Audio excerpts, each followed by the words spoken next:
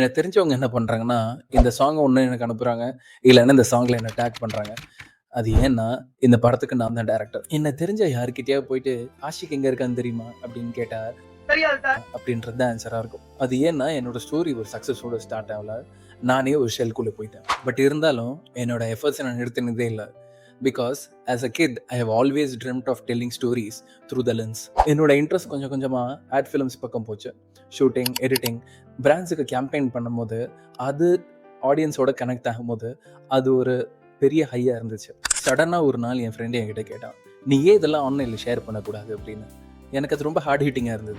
உண்மைதான். ஏன்னா எனக்கு ஆன்லைன் பிரசன்ஸே கிடையாது. மேபி நான் இன்ஃபீரியரா ஃபீல் பண்ணனோ என்னவோ. அப்பதான் டிசைட் பண்ணேன், it's time to come out of the shell. இப்போ என்னோட வீடியோஸ் கொஞ்சம் கொஞ்சமா நான் ஷேர் பண்றேன். வைரலாலாம் போல, but it is making me proud. ஏன்னா டைம் இஸ் ஆல்வேஸ் ப்ரெஷியஸ். நான் அது இப்போ பண்ணலன்னா, இப்போ தான் பண்றது.